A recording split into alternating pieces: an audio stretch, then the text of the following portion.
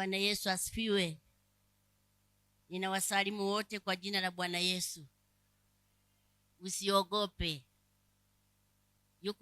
Yesu yuko pamoja na sisi. Usifadhaike, maana yeye yuko upande wetu. Jina la Bwana Yesu libarikiwe. Ni kusonga mbele katika Bwana, maana yeye anafanya kazi pamoja na watu, anafanya kazi pamoja na sisi. Basi naomba nimshukuru Mungu kwa ajili ya neno lake. Baba yetu na Mungu wetu uliye mtakatifu, Baba, tunalihimidi na kulitukuza jina lako pekee sana. Ni jina lenye nguvu, ni jina lenye mamlaka, lililotukuka kila eneo, kila sehemu. Tunalitaja jina la Yesu. Wengine wanataja farasi, wengine wanataja magari, wanataja vitu vyao, lakini sisi tunalitaja jina la Yesu pekee. Ni jina lenye nguvu sana. Hatuna jina jingine chini ya mbingu na nchi tunalopaswa kuliadhimisha na kuliabudu isipokuwa ni jina la Yesu. Linafanya kazi pamoja na watu. Asante Baba kwa ajili ya dakika na saa hii Baba. Asante kwa ajili ya mchana wa leo Baba. Asante kwa ajili ya kila mmoja ambaye yuko mahali hapa, kwa sababu anaenda kupokea kitu kutoka kwako. Anaenda kupokea vitu ambavyo Mungu umekusudia ndani yake, na wewe ni mwaminifu sana katikati yake. Lihimidiwe jina lako Mfalme, maana ni uweza, kwa nguvu na kwa mamlaka, katika jina takatifu lako Yesu. Wote tuseme amen. Haleluya. Bwana Yesu asifiwe. Hebu tufungue Wafalme wa Kwanza. Tutasoma kuanzia mstari wa kwanza hadi wa 46. Nikipata msomaji mzuri anayesoma kwa kufata kituo, koma, alama ya kuuliza, alama ya kushangaa, itakuwa vema sana. Bwana Yesu asifiwe. Kichwa cha somo kinasema ya kwamba Mungu anafanya kazi pamoja na watu. Bidii ya maombi iletayo matokeo katika mwili. Mungu ni muweza, anafanya kazi pamoja na watu. Pale anapokuwa na bidii ya maombi, ambayo hayo maombi yanaleta matokeo katika mwili. Wafalme wa Kwanza sura ya 18 mstari wa kwanza hadi wa 46. Tumefika wote kwa pamoja. Ikawa baada ya siku nyingi, neno la Bwana likamwijia Eliya katika mwaka wa 3 kusema, enenda ukajionyeshe kwa Ahabu, nami nitaleta mvua juu ya nchi. Basi Eliya akaenda ili ajionyeshe kwa Ahabu, na njaa ilikuwa nzito katika Samaria. Ahabu akamwita Obadia aliyekuwa juu ya nyumba yake, na huyu Obadia alikuwa mwenye kumcha Mungu sana. Kwa kuwa ikawa Yezebeli alipowaua manabii wa Bwana, Obadia akatwaa manabii 100 akawaficha 50 katika pango, akawalisha chakula na kuwapa maji. Ahabu akamwambia Obadia, pita katika nchi kwenye chemichemi zote za maji na vijito vyote, labda tutapata majani, tuwahifadhi hai farasi na nyumbu, tusipate hasara ya hao wanyama wote. Basi wakaigawanya nchi ili wapite katika nchi yote. Ahabu akaenda zake njia moja peke yake, na Obadia akaenda zake njia nyingine peke yake. Na Obadia alipokuwa njiani, Kumbe Eliya akakutana naye, akamtambua, akaanguka kifudifudi, akasema, "Je, ni wewe Bwana wangu Eliya?" Akajibu, "Ni mimi." "Enenda umwambie bwana wako, tazama Eliya yupo." Akamwambia, "Nimekosa nini hata unitie mimi mtumishi wako mkononi mwa Ahabu aniue? Kama Bwana Mungu wako aishi hivyo, hakuna taifa wala ufalme ambao bwana wangu hakutuma watu wakutafute." Na waliposema hayupo, akawaapisha ule ufalme na taifa ya kwamba hawakukuona. Nawe sasa wasema, enenda umwambie bwana wako, tazama Eliya yupo. Na itakuwa mara nikiondoka kwako, Roho ya Bwana atachukua uende nisikojua. Nami nitakapokwenda kumwambia Ahabu, naye asipokuona ataniua. Lakini mimi mtumishi wako namcha Bwana tangu ujana wangu. Je, bwana wangu hakuambiwa nilivyofanya hapo Yezebeli alipowaua manabii wa Bwana? Jinsi nilivyowaficha manabii wa Bwana, watu 150 katika pango, nikawalisha chakula na kuwapa maji? Nawe sasa wasema, enenda umwambie bwana wako, tazama Eliya yupo, basi ataniua. Eliya akasema, kama Bwana wa majeshi aishivyo, ambaye ninasimama mbele zake, hakika nitajionyesha kwake leo. Basi Obadia akaenda zake amuone Ahabu, akamwambia, naye Ahabu akaenda kumlaki Eliya. Ikawa Ahabu alipomwona Eliya, Ahabu akamwambia, je, ni wewe ewe mtabishaji wa Israeli? Naye akajibu, si mimi niliyewatabisha Israeli, bali ni wewe na nyumba ya baba yako, kwa kuwa mmeziacha amri za Bwana, nawe umefuata Mabaali. Basi sasa upeleke watu unikusanyie jamii ya Israeli katika mlima wa Karmeli, na wale manabii wa Baali 450 na wale manabii wa Ashera 400 walao chakula mezani pa Yezebeli. Basi Ahabu akapeleka watu kwa wana wa Israeli wote, akawakusanya manabii pamoja katika mlima wa Karmeli. Naye Eliya akawakaribia watu wote, akanena, mtasitasita katikati ya mawazo mawili hata lini? Bwana akiwa ndiye Mungu, mfuateni; bali ikiwa Baali ni mungu, haya mfuateni yeye. Wale watu hawakumjibu neno. Ndipo Eliya akawaambia watu, mimi nimesalia mimi peke yangu nabii wa Bwana, lakini manabii wa Baali ni watu 450.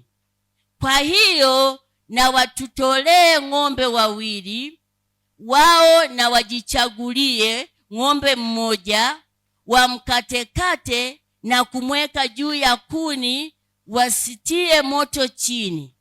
Nami nitamtengeneza huyo ng'ombe wa pili na kumweka juu ya kuni, wala sitatia moto chini. Nanyi ombeni kwa jina la Mungu wenu, nami nitaomba kwa jina la Bwana, na Mungu yule ajibuye kwa moto na awe ndiye Mungu. Watu wote wakajibu wakasema, maneno haya ni mazuri. Eliya akawaambia manabii wa Baali, jichagulieni ng'ombe mmoja mkamtengeneze kwanza, maana ninyi ndio wengi, mkalitie jina la Bwana Mungu wenu, wala msitie moto chini. Wakamtwaa yule ng'ombe waliyepewa, wakamtengeneza, wakaliitia jina la Baali tangu asubuhi hata adhuhuri, wakisema, Baali utusikie. Lakini hapakuwa na sauti wala aliyejibu, nao wakarukaruka juu ya madhabahu walioifanya. Ikawa wakati wa adhuhuri, Eliya akawafanyia dhihaka, akasema, mwiteni kwa sauti kuu, maana ni Mungu huyo, labda anazungumza au ana shughuli au anasafiri au labda amelala, sharti aamshwe. Bwana Yesu asifiwe. Mstari wa 28, hebu tusome wote kwa pamoja. 1, 2, 3. Wakapiga kelele, wakajikatakata kwa visu vya nyembe kama ilivyo desturi yao, hata damu ikawachuruzika. Wa 29, ikawa wakati wa adhuhuri ulipopita, walitabiri hata wakati wa kutoa dhabihu ya jioni, lakini hapakuwa na sauti wala aliyejibu wala aliyeangalia. Mstari wa 30, tusome tena. Kisha Eliya akawaambia watu wote, nikaribieni mimi.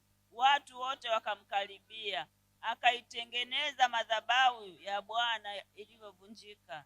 31, Eliya akatoa mawe 12 kwa hesabu ya kabila za wana wa Yakobo, aliyejiliwa na neno la Bwana na kuambiwa, jina lako litakuwa Israeli. 32, naye akaijenga madhabahu kwa mawe hayo katika jina la Bwana, akafanya mfereji kama wa vipimo viwili vya mbegu akiizunguka madhabahu. 33, kisha akazipanga zile kuni, akamkata yule ng'ombe vipande vipande, akaviweka juu ya kuni, akasema, jazeni mapipa 4 maji, mkayamwage juu ya sadaka ya kuteketezwa na juu ya kuni. 34, akasema, fanyeni mara ya pili. Wakafanya mara ya pili. Akasema, fanyeni mara ya tatu. Wakafanya mara ya tatu. 35, yale maji yakaizunguka madhabahu, akaujaza mfereji maji. Ikawa wakati wa kutoa dhabihu ya jioni, Eliya nabii akakaribia, akasema, Bwana Mungu wa Ibrahimu na wa Isaka na wa Israeli, na ijulikane leo ya kuwa wewe ndiwe Mungu katika Israeli, na ya kuwa mimi ni mtumishi wako, na ya kuwa nimefanya mambo haya yote kwa neno lako. Unisikie Bwana, unisikie, ili watu hawa wajue ya kuwa wewe Bwana ndiwe Mungu, na ya kuwa wewe umewageuza moyo wakurudie.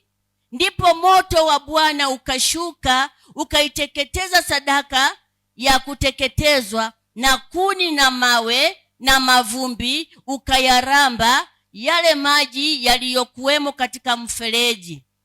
Na watu wote walipoona wakaanguka kifudifudi, wakasema, Bwana ndiye Mungu, Bwana ndiye Mungu. Haleluya. Eliya akawaambia, wakamateni hao manabii wa Baali, asiokoke hata mmoja. Wakawakamata, na Eliya akawachukua mpaka kijito cha Kishoni, akawaua huko. Naye Eliya akamwambia Ahabu, haya, inuka ule unywe, kwani pana sauti ya mvua tele. Basi Ahabu akainuka ili ale na kunywa. Naye Eliya akapanda juu mpaka kilele cha Karmeli, akasujudu kifudifudi, akainama uso mpaka magotini. Akamwambia mtumishi wake, kwea sasa utazame upande wa bahari. Akakwea akatazama na kusema, hakuna kitu. Naye akanena, enenda tena mara 7. Ikawa mara ya 7 akasema, tazama wingu linatoka kama bahari, linatoka katika bahari, nalo ni dogo kama mkono wa mtu. Akanena, enenda umwambie Ahabu, tandika ushuke, mvua isikuzuie. Ikawa muda si muda, mbingu zikawa nyeusi kwa mawingu, na upepo ikanyesha mvua nyingi. Ahabu akapanda garini akaenda zake Yezreeli. Mkono wa Bwana ulikuwa juu ya Eliya, akaijaza viuno, akajikaza viuno, akapiga mbio mbele ya Ahabu mpaka kuingia Yezreeli. Bwana Yesu asifiwe. Bidii ya maombi iletayo matokeo katika mwili. Haleluya. Ni pale mtu anaposema ya kwamba ninahitaji nifanye kazi na Mungu, ninahitaji nitende kazi na Mungu. Jina la Bwana Yesu libarikiwe. Ni kipindi cha ukame sana, kipindi cha hali mbaya, ambapo Eliya alikuwa ameifunga mvua katika mji ule, katika nchi ile. Bwana Yesu asifiwe. Na alikuwa ameifunga mvua kwa sababu gani? Tumeendelea kusoma hapa, tumeona ya kwamba kulikuwepo na maisha ya watu kutangatanga, kulikuwepo na watu kuabudu miungu. Walikuwa hawaabudu Mungu wa kweli, walikuwa wanafanya mambo yao wanayotaka wao wenyewe. Tunamuona hata mfalme Ahabu ni kiongozi, ndiye mfalme wa nchi, lakini hamwabudu Mungu aliye hai, hamwabudu Mungu aliyeumba mbingu na nchi. Yuko katika hali ya kusita, anaabudu bahari, anaabudu Mungu. Kwa hiyo Mungu wa kweli hajakaa ndani ya mioyo ya watu. Bwana Yesu asifiwe.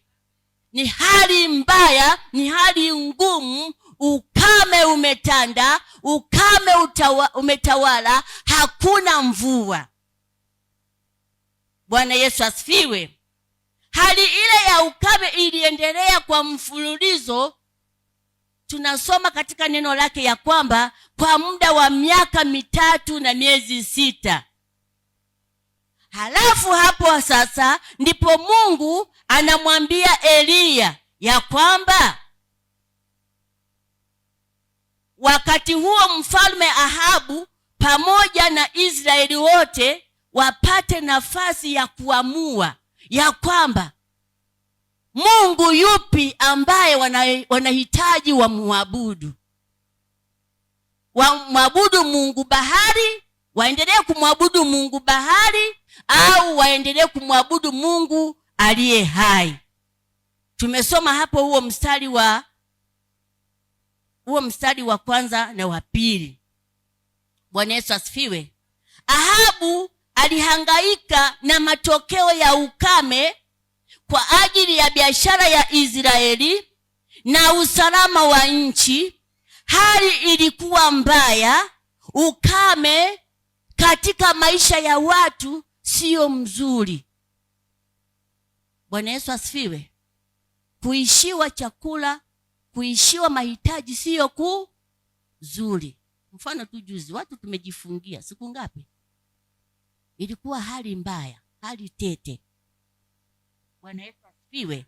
Ukame sio mzuri. Kwa hiyo Ahabu aliogopa katika kipindi kile cha Ahabu. Sasa Ahabu aliogopa farasi wake na nyumbu zake kwamba wangekufa, na pia hakujali sana katika habari ya ibada, hakujali sana katika habari ya dini ya nchi yake. Bado aliendelea kujaribu kumtumikia Bwana na Baali. Yaani yuko katikati, anaabudu Mungu wa kweli, alafu anaabudu na miungu, anaabudu sanamu, anaabudu Mungu mfu, Mungu ambaye hasemi. Yezebeli alipojaribu kuwashambulia manabii wa Bwana, afisa mmoja aliyemcha Mungu aliyeitwa Obadia, tumemsoma, aliyekuwa anafanya kazi katika hemaya ya Ahabu, aliweza kuwaficha manabii wa Bwana, manabii 100 katika pango 50. Tumeendelea kusoma. Bwana Yesu asifiwe. Aliendelea kuwahifadhi na kuwalisha chakula na kuwapa mahitaji yale ambayo yaliweza kuhitajika. Elia sasa alitaka kuweka wazi uweza wa Mungu aliyekuwa anamuomba. Bwana Yesu asifiwe. Kwa sababu Elia sasa anamuomba Mungu aliye hai, anamuomba Mungu aliyeumba mbingu na nchi, anamuomba Mungu ambaye tunayemtumikia, ambaye ameweka kusudi ndani ya mioyo ya watu. Elia anataka kumthibitisha Mungu aliye hai ya kwamba yupo Mungu asiyeshindwa jambo lolote. Yupo Mungu aliyeumba mbingu na nchi. Yupo Mungu mwenye nguvu na mamlaka, ambaye nyakati zote ukimwita anapatikana. Elia anataka kumthibitisha. Jina la Bwana Yesu libarikiwe. Ndiyo maana alikuwa na manabii. Baali alikuwa na manabii wengi sana, lakini Elia alijitambulisha akasema, nimebaki mimi peke yangu. Sasa hawa manabii 450, halafu Elia nabii mmoja, anataka sasa kulinganisha ni yupi Mungu ambaye tunaweza kumwabudu, ni yupi Mungu ambaye tunaweza tukamuomba, ni yupi Mungu ambaye tunaweza tukaanguka machoni pake. Bwana Yesu asifiwe. Mlima Karmeli lilikuwa ni eneo rasmi la Baali, yaani miungu sanamu. Kwa hiyo ule mlima Karmeli ulionekana kama ni mlima ambao miungu ya kigeni, miungu isiyosema, miungu mfu ndiyo inakaa mahali pale. Baali aliamini kuwa Mungu wa hali ya hewa, lakini alionyeshwa kuwa hana uwezo wowote. Hakuwa na uwezo, lakini walikuwa na eneo lao ambalo wanakaa mahali pale, ambalo liliitwa mlima Karmeli. Ukisoma mstari wa 25 hadi 29 taliona hilo eneo. Mwisho kabisa, katika hali ya hewa, Bwana alionyesha mwenye uwezo, Bwana alionyesha mwenye nguvu, Bwana alionyesha mwenye mamlaka katika ulimwengu wote. Baada ya hapo sasa, Elia akatoa dhabihu. Kwanza akawaita manabii wote. Ameshawaita manabii wote, ameshawaita wajikusanye mahali pamoja, ameshawaalika Waisraeli wote, wamejikusanya mahali pale, na ameshawatangazia ya kwamba sasa tunaenda kutoa dhabihu. Na tunapoenda kutoa dhabihu, katika dhabihu hii tutaiangalia ile ambayo iliyokubaliwa na Bwana. Ile dhabihu ambayo imekubaliwa na Bwana, tutakapoona namna jinsi ambavyo imekubaliwa, huyo Mungu ambaye ameikubali hiyo dhabihu, huyo ndiye Mungu tutakayeweza kumwabudu. Hebu leteni ng'ombe 2 mahali hapa. Bwana Yesu asifiwe. Ng'ombe mmoja ataenda kwa Baali na ng'ombe mwingine ataenda kwa Eliya, kwa nabii Eliya na manabii nabii Eliya na manabii wa Baali. Hapo sasa tunaona ya kwamba ni namna jinsi ambavyo wanapimana nguvu. Tuone ya kwamba nguvu zipi ambazo tunahitaji tuziabudu, nguvu zipi ambazo tunahitaji zikaribie katika maisha yetu. Ndipo anapowaambia sasa, jikusanyeni kama jinsi ambavyo ya hesabu mlivyo, andaeni hiyo dhabihu, andaeni kwa sababu ninyi mko wengi, andaeni hiyo dhabihu, anzeni hiyo asubuhi mwandae, halafu mimi ya kwangu nitaiandaa mwishoni. Bwana Yesu asifiwe. Na baada ya kuwa wametoa dhabihu yao, tunasoma katika mstari, turudi hapa juu kidogo,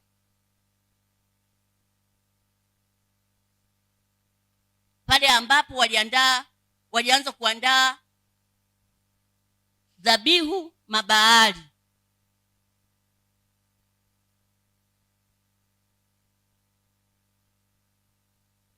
Ni mstari wa 31.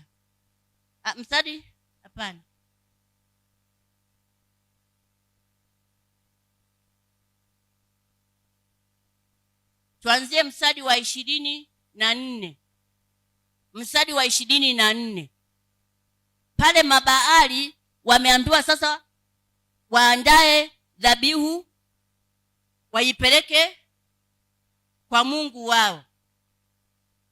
Nanyi ombeni kwa jina la Mungu wenu, nami nitaomba kwa jina la Bwana, na Mungu yule ajibuye kwa moto na awe ndiye Mungu. Tayari Eliya ameshawaainishia kwamba wanapaswa wamwabudu Mungu wa namna gani. Watu wote wakajibu wakasema maneno haya ni mazuri. Eliya akawaambia manabii wa Baali, jichagulieni ng'ombe mmoja. Si kwamba yeye aliwachagulia, ni wao wenyewe wajichagulie. Wasije wakasema baadaye kwamba alitupendelea akatupa kang'ombe kadogo kadogo ndio maana haijatokea la kutokea lililo jema. Jichagulie ng'ombe mmoja, mkamtengeneze kwanza, maana ninyi ndio wengi, mkalitie jina la Mungu wenu, wala msitie moto chini. Mstari wa 26, wakamtwaa yule ng'ombe waliyepewa, wakamtengeneza, wakalitia jina la Baali. Walilitia jina la Baali toka saa ngapi? Toka asubuhi hata saa ngapi? Hata adhuhuri, wakisema Baali, utusikie. Lakini Biblia inasema hapakuwepo na sauti wala aliyejibu, nao wakarukaruka juu ya madhabahu walioifanya. Hakuna sauti iliyoweza kutokea. Bwana Yesu asifiwe. Eliya anataka awaainishie, awaonyeshe ya kwamba wanapaswa wamwabudu Mungu yupi. Tunapaswa kumwabudu Mungu wa namna gani? Jina la Bwana Yesu libarikiwe. Ikawa wakati wa dhuhuri, Eliya akawafanyia dhihaka, akasema, mwiteni kwa sauti kuu, maana ni Mungu huyo. Huyo ni Mungu, mwiteni kwa nguvu, mwiteni kwa bidii mwezavyo. Eliya anawadhihaki. Labda ana shughuli nyingi, labda ana safari, labda amelala. Na Eliya alipozidi kuwadhihaki, ndipo walipozidi kupiga kelele, ndipo walipozidi kupandisha moli, ndipo walipozidi kufanya namna wawezavyo, lakini kulikuwa kimya. Jina la Bwana Yesu libarikiwe.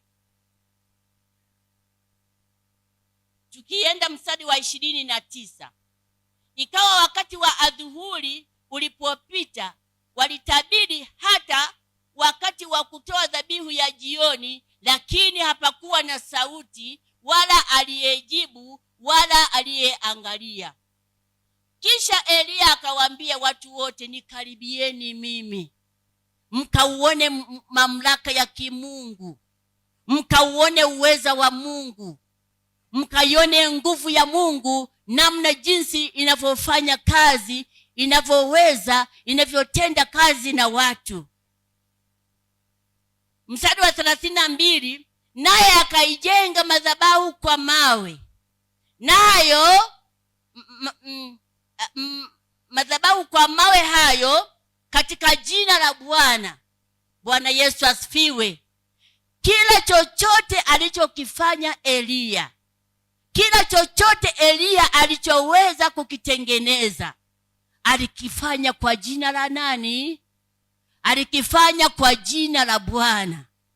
Maisha ya mtu, kila unachotaka kukifanya ili uweze kuleta matokeo chanya, ili uweze kuleta matokeo mazuri, kila jambo lolote lifanye kwa jina la nani? Lifanye kwa jina la Bwana. Maana tunaona hapa mtumishi wa Mungu Eliya ameanza kuitengeneza sasa madhabahu ya Bwana, ili Bwana aweze kushuka na kufanya. Alifanya kwa jina la Bwana, akafanya mifereji kama wa vipimo viwili vya mbegu, ukizunguka madhabahu.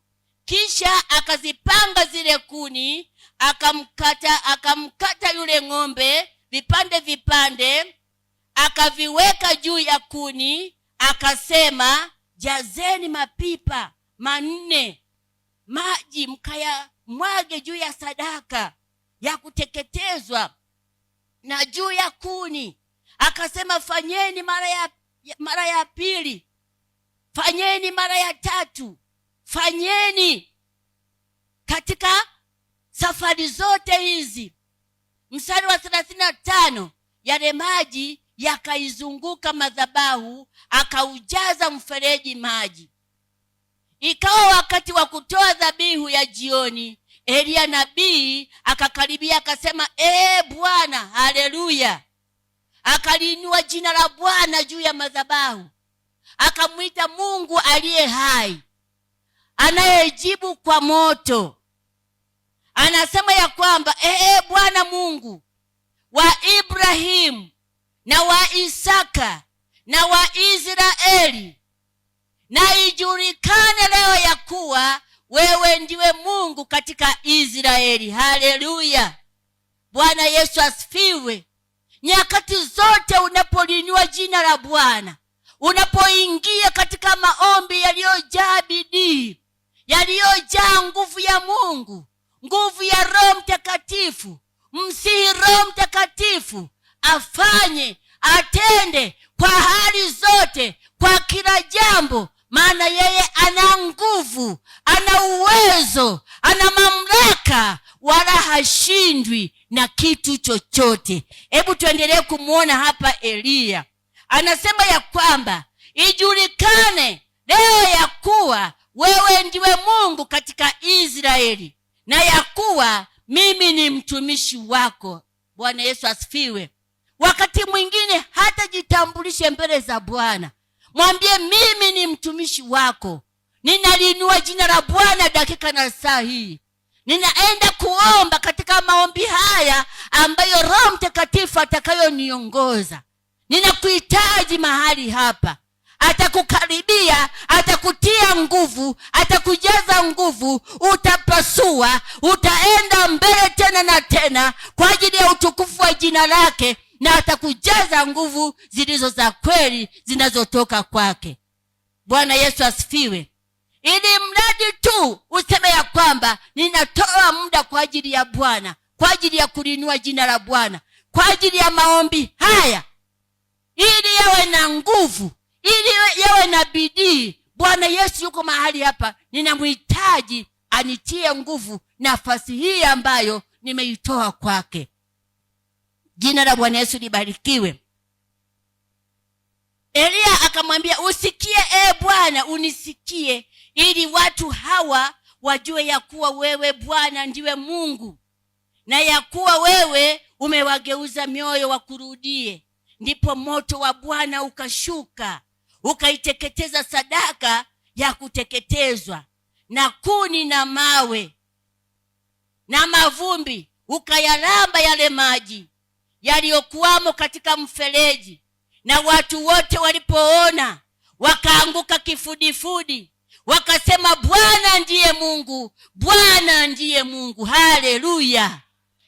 Waliinua jina la Bwana wao kwa wao, bila hata ya kwamba wamesisitizwa, hebu semeni, hebu tamkeni, bali wao kwa kuona kwao, kwa kuangalia kwao, wakalithibitisha neno la Bwana, wakasema, Bwana ndiye Mungu, Bwana ndiye Mungu, Bwana ndiye Mungu. Hata katika maisha yetu ndipo tunapomwinua Bwana, tunapomwita Bwana, Bwana ndiye Mungu, Bwana anashuka, Bwana anafanya, Bwana anatenda, Bwana anadhihirisha. Jina la Bwana Yesu libarikiwe. Baada ya pale sasa Elia kutoa dhabihu, ni nini kilichofuatia? Elia katika ulimwengu wa roho, Elia katika ulimwengu wa ndani, ameanza kusikia hali ya mvua. Bwana Yesu asifiwe. Si kulikuwa na giza nene, kulikuwa na sintofahamu, kulikuwa na hali tete. Amemaliza kutoa ile dhabihu, anaanza kusikia ndani ya moyo wake kuna mvua kubwa inakuja. Anamwambia Ahabu, jiandae, ondoka, kuna mvua kubwa imeshashuka, kuna mvua kubwa. Na wakiangalia wanaona majani makavu, wanaona vumbi bado lipo, wanaona nchi kame, wanaona hali tete. Lakini Elia, kwa sababu alikuwa anamwomba Mungu, anamtumainia Mungu, anamtegemea Mungu, tayari ameshaisikia mvua imeshakuja. Na baada ya kusikia, ameshamwambia Ahabu ajitayarishe, ajiandae, kuna mvua kubwa. Akapanda mlimani. Amefika mlimani pamoja na mtumishi wake, amelinua jina la Bwana, ameshaisikia. Kwa hiyo wakati mwingine unasikia mafanikio, unasikia kuinuliwa, unasikia kupata kitu, lakini kumbe unatakiwa uombe. Bwana Yesu asifiwe. Maana ameshaisikia mvua, angelizika tu akasema ya kwamba kwa sababu nimeisikia mvua na ipo kabisa, basi ngoja nikajinyoshe kitandani, nikatulie, nikapumzike, maana kazi nimeifanya. Maana Mungu tayari ameshashuka. Hata ile dhabihu ambayo nimeitoa kwake imesharambwa, moto umeshuka, na mvua sasa naisikia ndani ya moyo wangu. Kwa hiyo cha kufanya sasa, nikatulie, nikapumzike, nilale, nisubiri mvua. Hakufanya hivyo, alisonga kuendelea kuomba. Haleluya. Biblia inasema ya kwamba alipanda mlimani akiwa na mtumishi wake. Amefika mahali pale, ameomba mara ya kwanza, akaomba tena na tena. Halafu akamwambia mtumishi wake, hebu angalia huko magharibi au mashariki au kusini, hebu angalia, kuna kitu chochote? Mtumishi wake anamwambia hakuna kitu. Akaingia kuomba tena, lakini wakati anatoka kwenye dhabihu, anasema anaisikia nini? Mvua. Amefika pale, ameomba mara ya pili, akaomba mara ya tatu. Biblia inasema alienda mpaka mara 7. Kila anapomaliza hatua moja, anamwambia mtumishi wake, hebu angalia tena, hamna kitu. Anaingia kuomba tena, hebu angalia tena, hamna kitu. Akaingia tena, hebu angalia tena, hamna kitu. Mpaka ile mara ya 7, ninaona kama mkono, kawingu kadogo kama mkono wa mtu. Akasema, tayari, rudini, nendeni nyumbani, mvua ni kubwa, mvua itawanyeshea, mvua italeta mafuriko makubwa, kimbieni, kwa sababu ni mvua ya kutisha sana. Bwana Yesu asifiwe. Lakini mvua aliiona toka pale alipomaliza kutoa nini? Dhabihu. Kwa hiyo pale mtu anaposikia mafanikio, anaposikia kusonga mbele, kulitenda kusudi la Bwana, asirizike sasa, haleluya, Bwana Yesu asifiwe, kwa sababu nimeshapokea hivi, ngoja sasa nisubiri. Na Mungu ameshasema kabisa, tena na ishara ambazo huwa nazifahamu, ambapo akinisemesha huwa ziko hivi na zimeshatokea, ngoja nikaandike 4. Hapana, unahitaji kuomba tena na tena na tena na tena na tena. Jina la Bwana Yesu libarikiwe. Tunahitaji kwenda mbele za Mungu tena na tena na tena na tena, mpaka kitu tukione tena kwa macho, hata kama zimeonekana dalili, hata kama kumeonekana ishara. Tunahitaji kwenda mbele za Bwana tena na tena kwa ajili ya jina lake. Jina la Bwana Yesu libarikiwe. Na baada ya pale, ameonekana Mungu aliye hai, amejulikana Mungu wa Eliya. Kwa hiyo wale manabii wa Baali wote waliuawa, walipigwa, walitoweshwa wote. Ikajulikana hata leo ya kwamba yupo Mungu wa Israeli, yupo Mungu wa Eliya, yupo Mungu wa kanisa, yupo Mungu aliye hai, yupo Mungu katikati yetu. Jina la Bwana Yesu libarikiwe. Lakini ni maombi ya bidii, ni maombi ya nguvu, ni maombi ya kujitoa, ni maombi ya kujiachia. Wakati mwingine acha ugali, acha chakula, jaa roho ya maombi, furika maombi, peleka taifa mbele za Bwana, peleka watu wa Mungu mbele za Bwana, jiachie kwa Bwana. Bwana yupo anafanya kazi pamoja na watu. Jina la Bwana Yesu libarikiwe. Hebu tuangalie vitu vichache ambavyo huwa vinatokea mtu anapokuwa na bidii ya maombi. Vitu vinatokea mtu anapokuwa ana bidii ya maombi. Namba 1, cha kwanza, yule mtu anabadilishwa.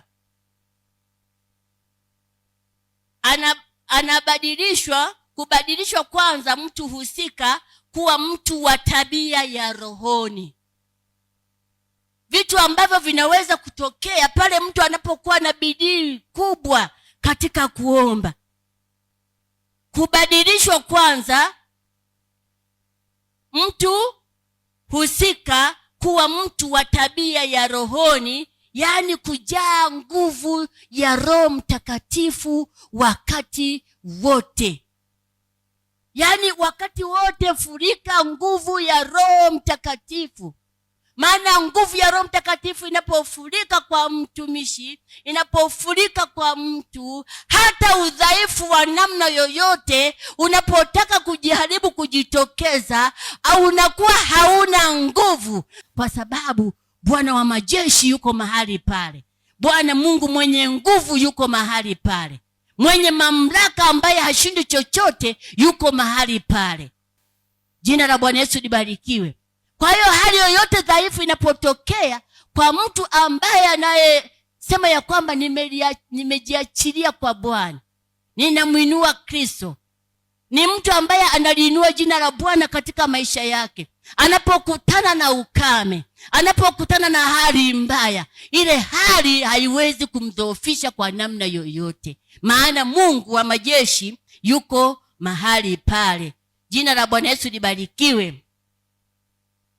Vitu vingine vinavyoweza kutokea unapokuwa na bidii ya maombi, ukijaa maombi yenye nguvu, utapenya, nguvu ya Mungu itapenya hata kwenye mageti. Nguvu ya Mungu itapenya hata kwenye minyororo itaachia, majengo yatatikisika, kwa sababu mtu amejaa nguvu ya maombi. Bwana Yesu asifiwe.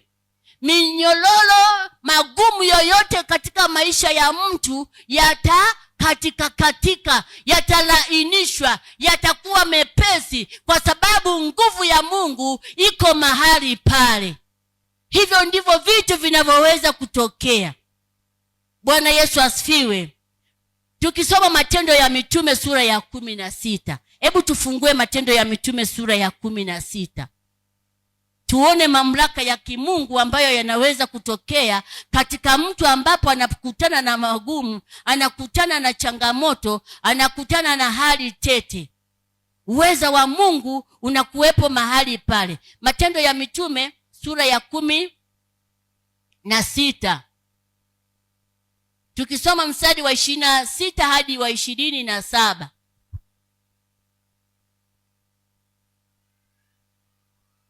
Mstari wa 26 hadi wa 27, Matendo ya Mitume.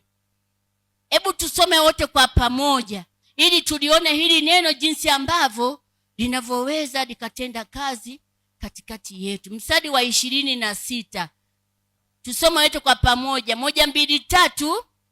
Ghafla pakawa tetemeko kula nchi, hata misingi ya gereza ikatikisika, na mara hiyo milango ikafunguka, vifungo vya wote vikalegezwa.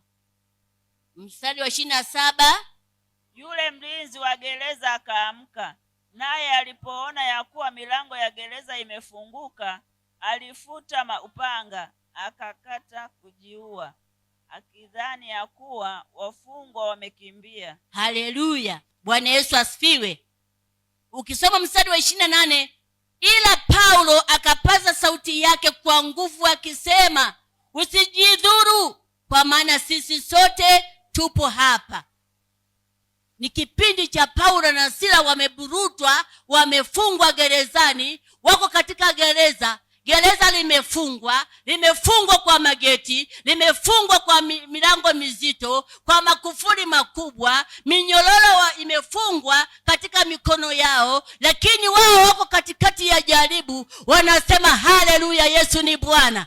Wanasema Mungu aliyeumba mbingu na nchi halinganishi na kitu chochote. Matendo yake yanatisha kama nini. Ngome imara, mtetezi wa kweli. Wanalisifu jina la Bwana. Wamejimimina katika maombi, wamemsogelea Bwana, wanamwamini Bwana. Ndipo wanasikia kiki. Nguvu ya Mungu inashuka, inatikisa mageti, inatikisa minyororo, inatikisa milango, inatikisa makufuri, vyote vinaachia. Haleluya. Huyo ndiye Mungu tunayemwabudu. Anafanya vitu pamoja na watu, anadhihirisha uweza wake, anadhihirisha nguvu yake, anadhihirisha kusudi lake. Jina la Bwana Yesu libarikiwe. Ukisoma tena Matendo ya Mitume sura ya 4 na mstari wa 31, unaweza tu ukasoma kwa wakati wako kulingana na muda, kwa sababu maombi yana nguvu sana. Haleluya. Hata kwa taifa letu, wakati mwingine wakati nimejifungia mwenye kwa naona kanchi kadogo, halafu Mungu mwenye nguvu, mwenye mamlaka, ana uwezo mkubwa kumaliza tatizo katika nchi ambalo limeyeyusha mioyo ya watu. Mioyo ya watu imetikisika, mioyo ya watu imekufa, lakini hata katika hapo yupo Mungu mwenye nguvu, yupo Mungu mwenye mamlaka, yupo Mungu asiyeshindwa. Jina la Bwana Yesu libarikiwe. Mtumishi wa Mungu asubuhi akasema usifanye nini? Usiogope.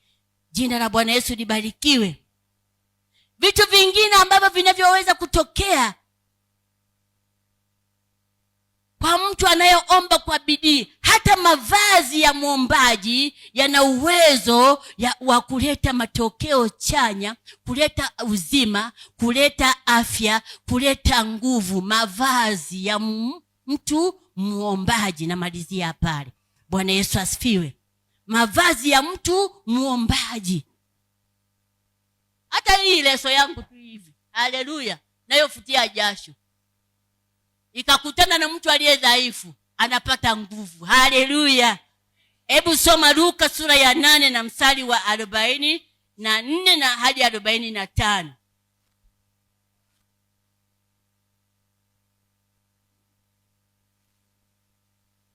Luka sura ya 8 mstari wa 44 hadi wa 45.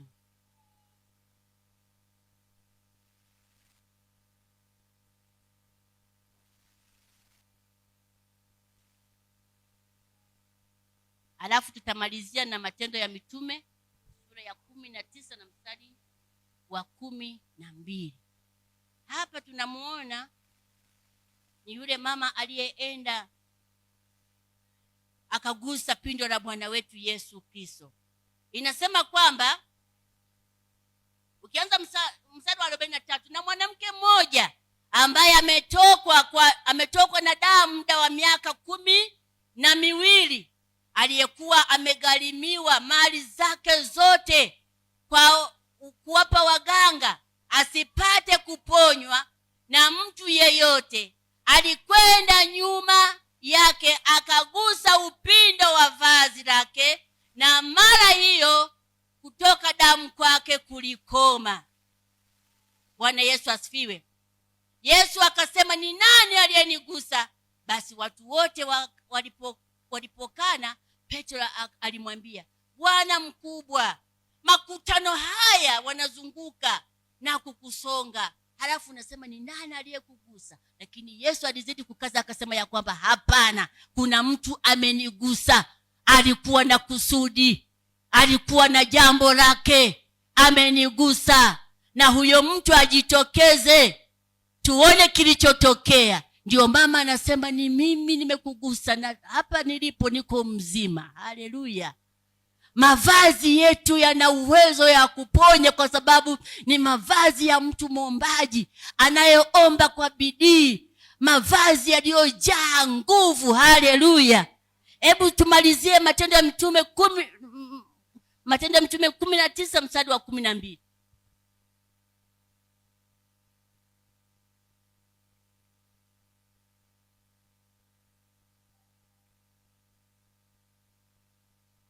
Matendo ya Mitume 19:12. 19 alafu mstari wa 12.